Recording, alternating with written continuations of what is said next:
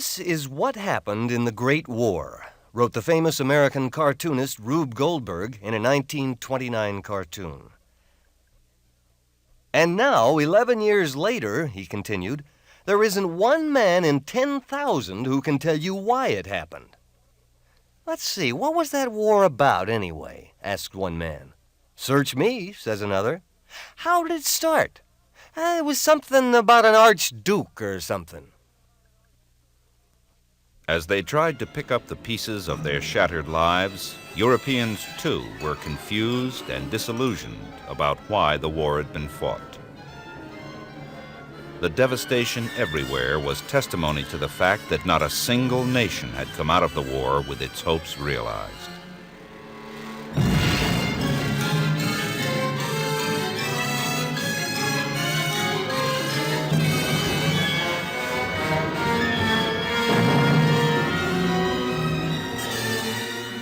On the surface, it was something about an archduke that triggered the war. It happened in Sarajevo, an ancient market town that in 1914 was part of the Austro-Hungarian Empire. Archduke Franz Ferdinand, heir to the Austrian throne, paid a goodwill visit to Sarajevo on June 28, 1914. But events did not go as planned. First, a bomb was thrown at the Archduke's car, missing its intended target, but injuring 20 bystanders. Then, as the official motorcade continued, a young man holding a gun stepped from the crowd lining the streets. He fired 2 shots, killing the Archduke and his wife.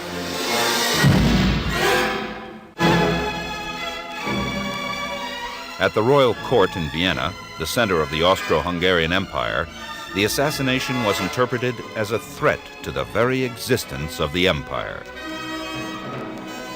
The Austro-Hungarian Empire was composed of many feuding nationalities, held together only by the force of the throne. If one group rebelled, the empire's leaders feared that all the rest would quickly follow. Acting on this fear, Austria responded to the assassination by sending its troops to attack the independent state of Serbia, which it believed to be the center of nationalist agitation. A few short weeks later, Europe was embroiled in a war that would last 4.5 years and eventually involve the whole world. Before examining the causes of this war, it is useful to compare the stated goals of the warring countries with the actual outcome. The Austro-Hungarian Empire was ruled by one of 4 major dynasties that before the war controlled Central and Eastern Europe. All 4 empires entered the war to protect and expand their domains. But by the time the war ended, all 4 dynasties had been toppled and new countries had emerged.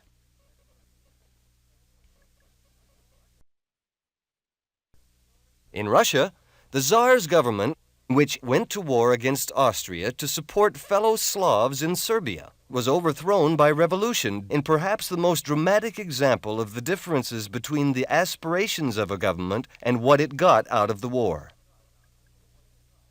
Germany sent its armed forces to battle to establish what it believed to be its rightful place as a major world power, an ambition that ended in defeat and humiliation.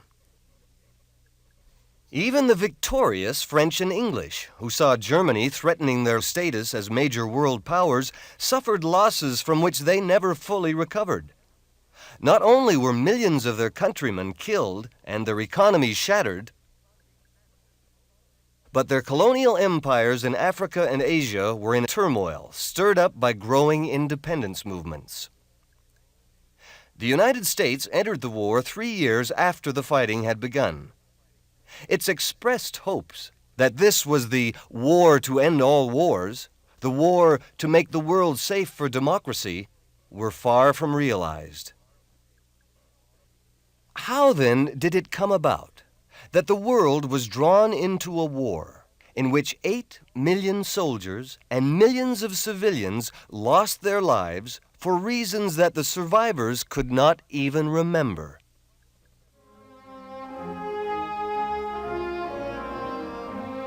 At the time of the assassination at Sarajevo, the great powers of Europe were squared off against one another in a pair of hostile alliances, guaranteeing that if any two powers went to war, the rest were likely to follow.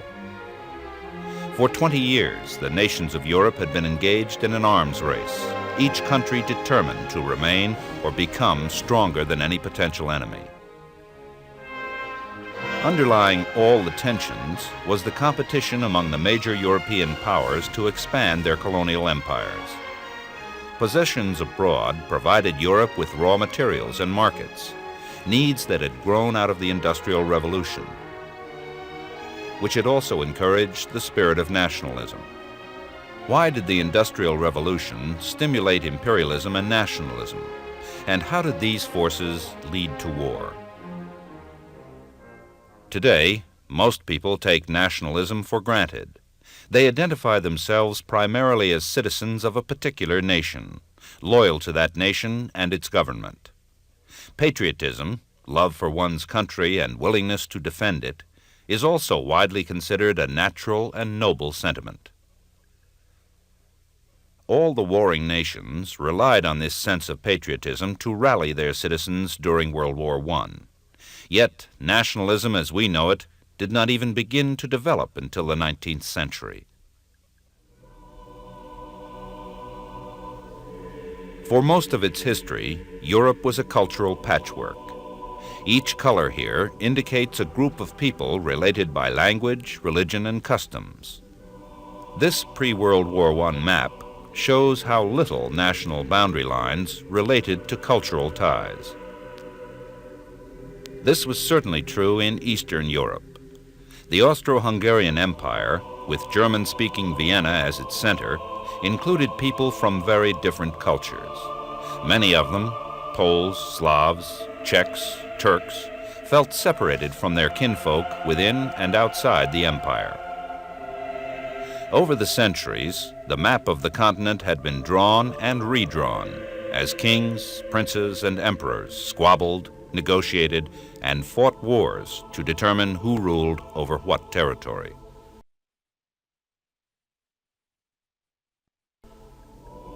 Throughout most of history, the people had neither the right nor the power to choose their rulers. Many accepted the idea that God meant kings and nobles to be at the top of society and the mass of peasants at the bottom.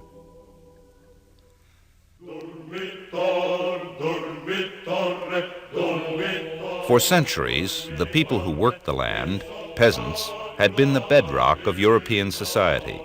And well into the 19th century, the overwhelming majority of Europeans were peasants.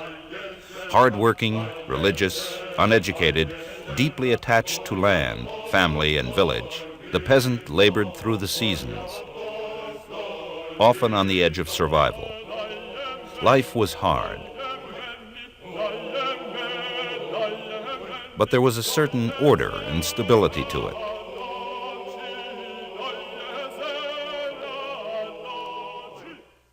This stability gave way, however, as Europe gradually became an uneasy mixture of old and new. Industrialization, which began in England in the 18th century, spread to continental Europe, transforming agricultural societies into urban, industrialized nations. Industrialization did not take place evenly across Europe. While certain areas were heavily industrialized, most Europeans were still working the land as the 20th century began. Wherever it occurred, industrialization had the same impact. As factories multiplied and cities expanded, economic pressure forced more and more peasants off the land. Some sailed to new worlds across the sea, and increasing numbers moved to the cities, hoping to find work. For many, life in the city was not much of an improvement. Struggling for existence without the familiar security the village offered, the poor were among the most discontented of the new city dwellers. For the prosperous, families of merchants, shopkeepers, businessmen, and others, city life was more rewarding. But many members of this new middle class were also dissatisfied. Their freedom to act and to do business as they wished was often hampered by the rules of the old social structure. In fact, hardly anyone in the city fit into a society whose rules assumed that almost everyone was either a noble or a peasant. Many city dwellers supported the concept of democratic government, in which decisions were made by elected representatives.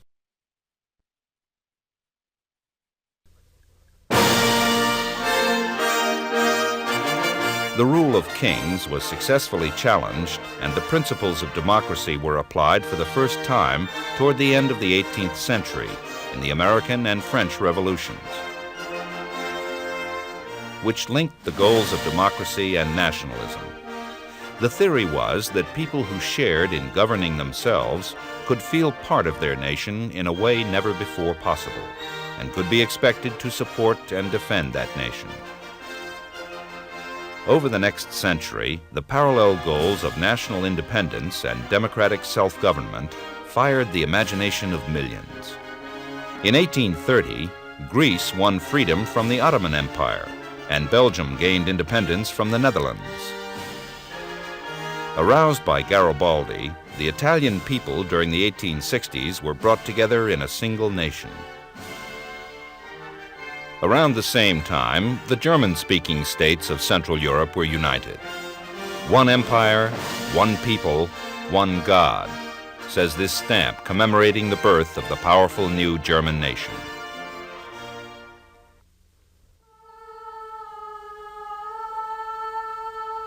Nationalism was fostered by the spread of mass education.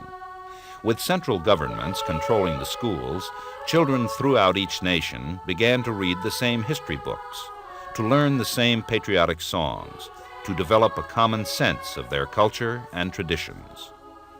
Local customs became less important as a common feeling of national identity took hold. People had always felt a strong attachment to the land, the music, the traditions of their local area. Governments now sought to blend these sentiments with loyalty to the larger nation-state. Heroic moments from the past, glorious battles won, tragic defeats suffered, noble leaders, pious saints, all became part of the national mythology. The desire for an unbeatable army grew as people increasingly identified their own best interest with that of a powerful nation. As governments concentrated mainly on increasing the size and strength of the nation, democracy and nationalism became separate issues.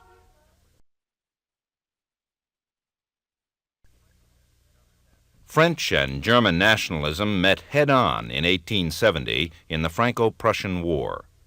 For the victorious Germans, the war was a source of pride. Their army seemed invincible. The French, however, felt violated, especially by the loss of their rich provinces of Alsace and Lorraine. Soon, the humiliation of defeat became a longing for revenge. France will have but one thought: to raise her young generation to form an army of the whole people, to become again a great France, the France of 1792, the France of an idea with a sword.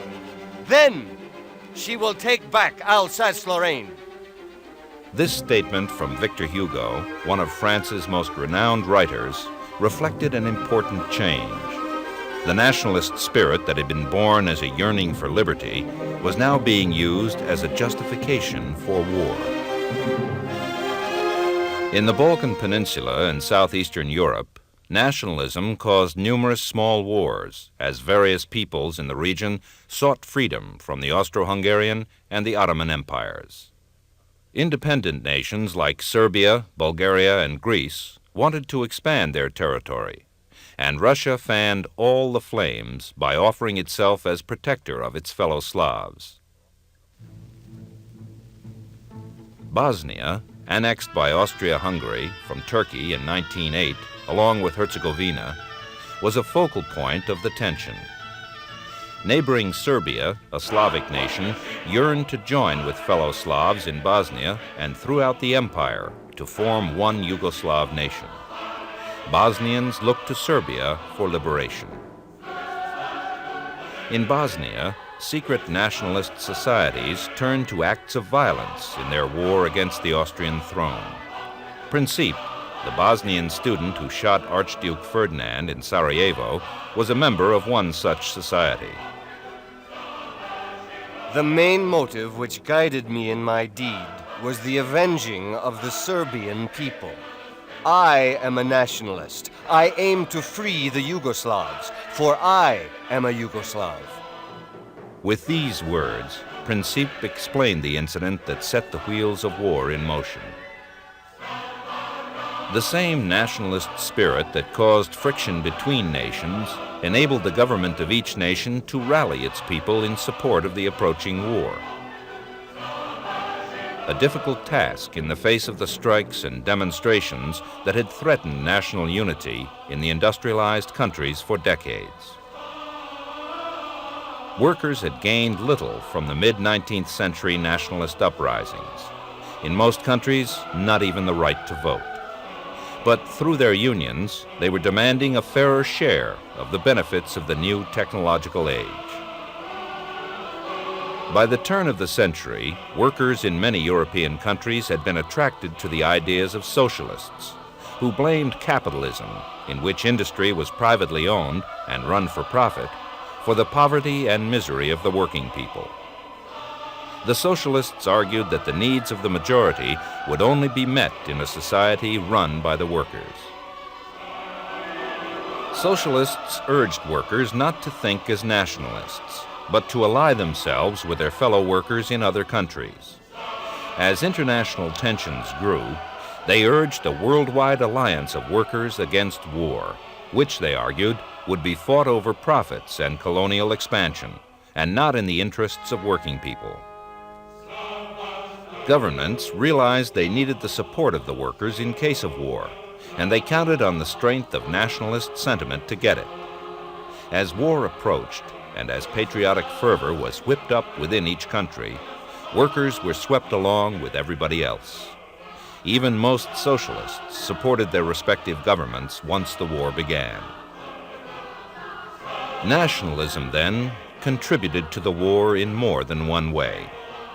It intensified feelings of hostility between nations. It also provided a deep reservoir of patriotic feeling, without which no nation could have sustained the 4.5 long years of grueling battle and slaughter. But nationalism alone did not cause the war.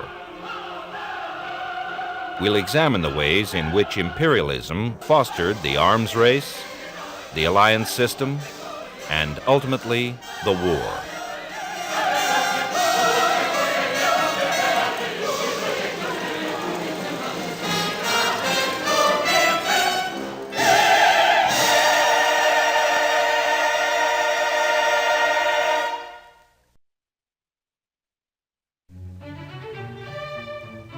The years before World War I were a time of peace and growing prosperity for many Europeans. Popular magazines displayed the latest products of an ever-expanding economy. Fascinating items that promised to end drudgery and add excitement to life. Ads urged businessmen to trade in their horse-drawn buggies for motorized trucks. Speed and efficiency were central to this wondrous new age of advanced technology. Europe's wealth rested on two things: its industrial strength and its domination of the rest of the world. This was the golden age of European imperialism. By 1900, European powers owned or controlled most of Africa and Asia, and all or part of every other continent as well. While imperialism was evidence of European strength, it also revealed a basic dependency. Each country's prosperity hinged on its ability to maintain and expand its colonial empire. This created competition among the various imperialist powers for control of foreign territory. Imperialist rivalry is considered a primary cause of World War I.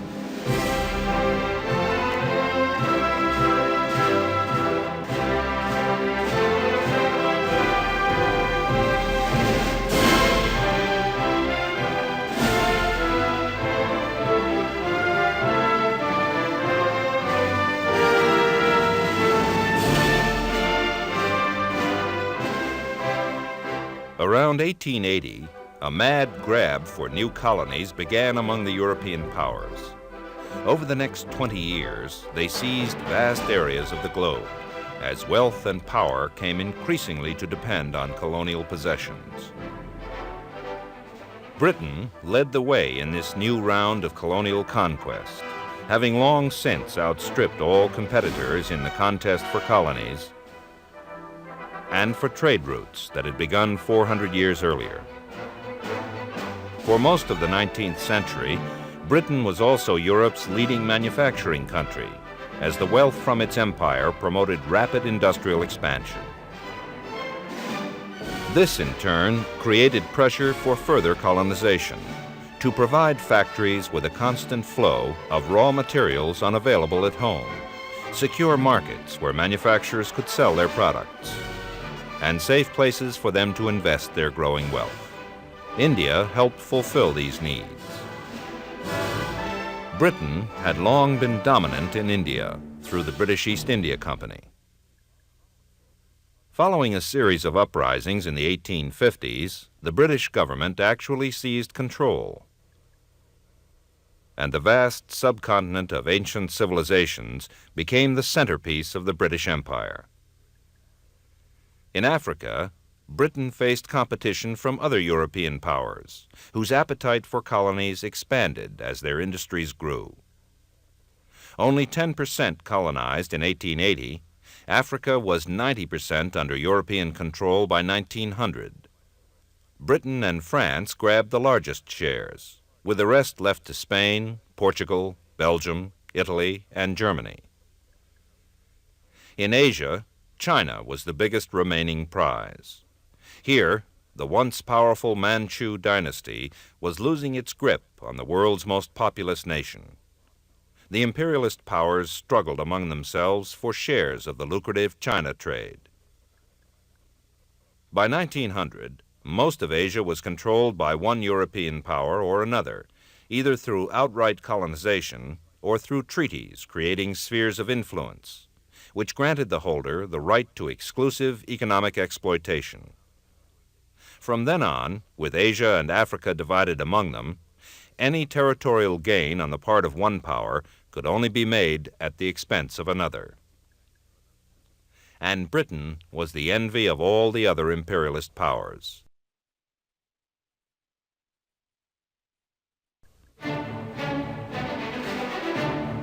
A nation of some 40 million inhabitants in 1900, Britain ruled an empire with 10 times that population, covering territory almost 100 times as great as Britain itself.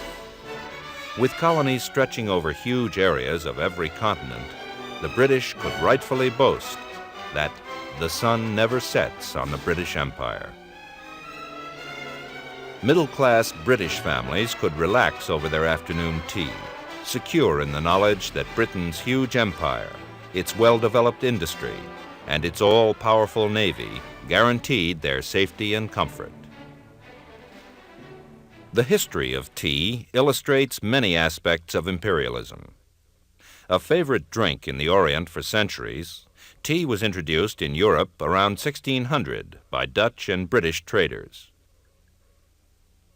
These were the early days of imperialism, when in some parts of the world, European countries sought to monopolize trade rather than establish colonies. As trade expanded, tea continued to grow in popularity, although even in the 18th century, it was a luxury. The palatial offices of the British East India Company in London reflected the wealth derived from this trade. The company was powerful enough to pressure the British Parliament to pass a series of measures in 1773, assuring its monopoly of the tea trade. This monopoly had repercussions in the empire. It caused anger in the American colonies and encouraged their rebellion against the British crown. The 13 colonies, however, were of far less concern to the British than their holdings in India. And tea figured prominently in India's importance. By the late 19th century, after Britain's conquest of India, tea was no longer a luxury. Big tea companies now owned huge plantations in India and Ceylon. Using modern machinery and technology, and with an unlimited supply of cheap labor, tea companies could mass-produce tea and sell it cheaply.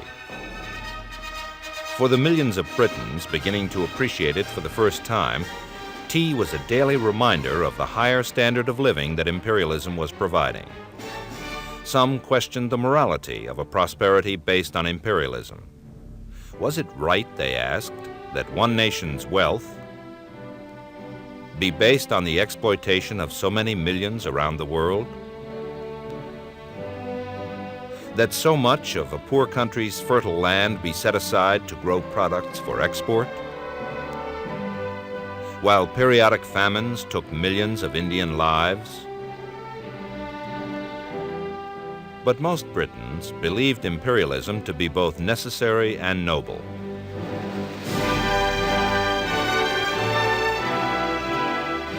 Like other imperialists, they believed their culture to be superior to that of their subject peoples.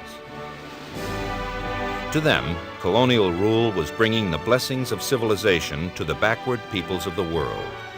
Medicine, transportation, administration, and often Christianity.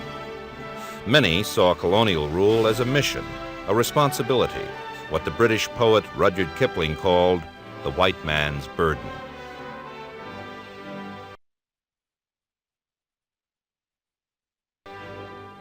Imperialist rivalry caused numerous localized disputes, wars, and skirmishes around the turn of the century. Japan and China over Korea and Formosa. The United States and Britain over Venezuela. Britain and France over the Sudan. Spain and the United States over Cuba and the Philippines. Britain and the Dutch colonists over South Africa. Germany and France over Morocco. Russia and Japan over Manchuria. Japan's victory in the 1905 Russo-Japanese War was a humiliating defeat for the huge but backward Russian Empire. For the first time in modern history, a European power had been defeated by a non-European nation. Russia's century-long eastward expansion into Asia had been checked. Japan was on the rise. The effects of these conflicts were threatening the balance of power in Europe. Germany, a latecomer in the rivalry for colonies, was beginning to test its strength.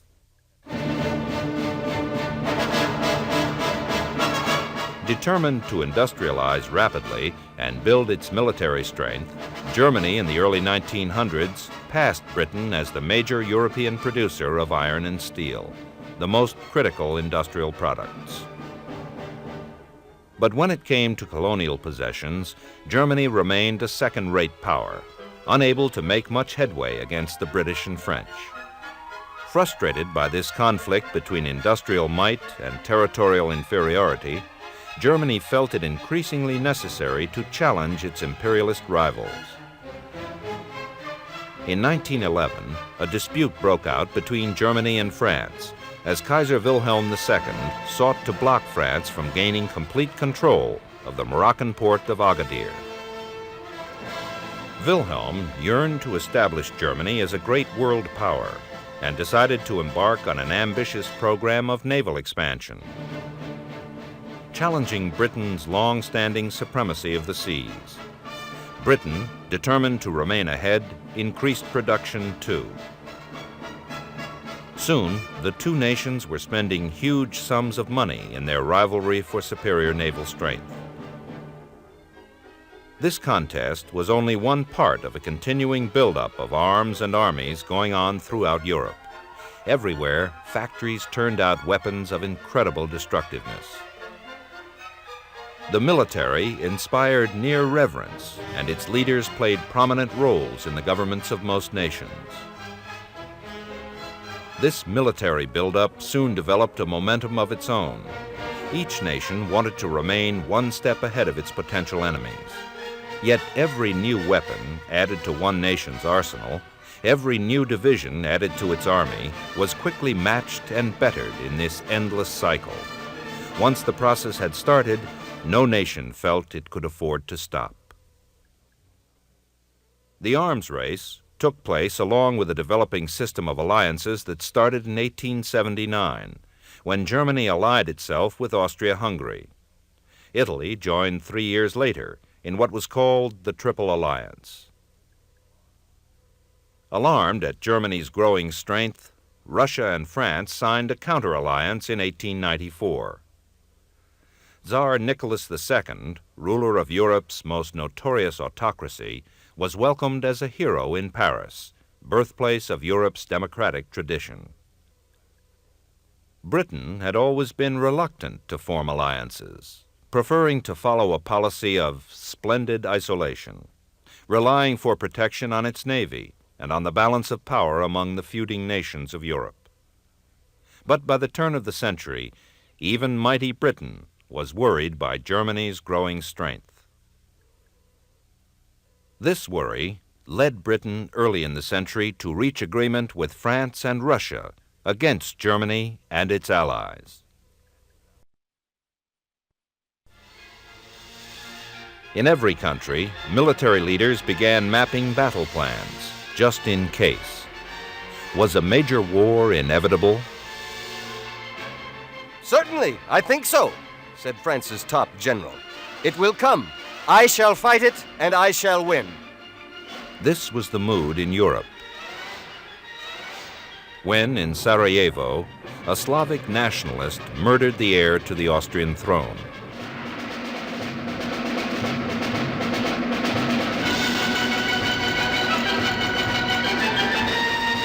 Austria, desperate to save its empire, decided to move against Serbia, where nationalist agitation seemed to be centered.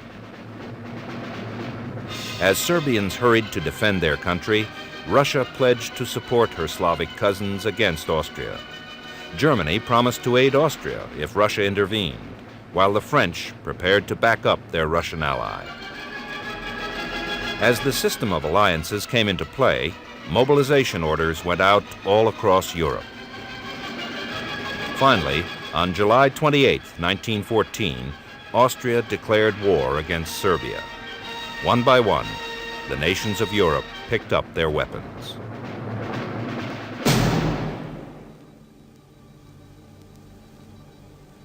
The spirit of nationalism had heightened tensions between nations, while firing the patriotic passions within each nation. The intensive arms race had encouraged each nation to equate its preservation with its military strength, creating a mood in which war seemed inevitable. The alliance system had virtually guaranteed that if a war erupted, it would engulf all of Europe. And at the root of it all was the fierce competition among the imperial powers to realize their national dreams by gaining control of the world's resources. The war, which became truly worldwide when the United States entered combat in April 1917, changed the world. At its start, British Foreign Minister Sir Edward Grey said, "The lamps are going out all over Europe. We shall not see them lit again in our time." And he was right. Europe never regained its dominant place in the world.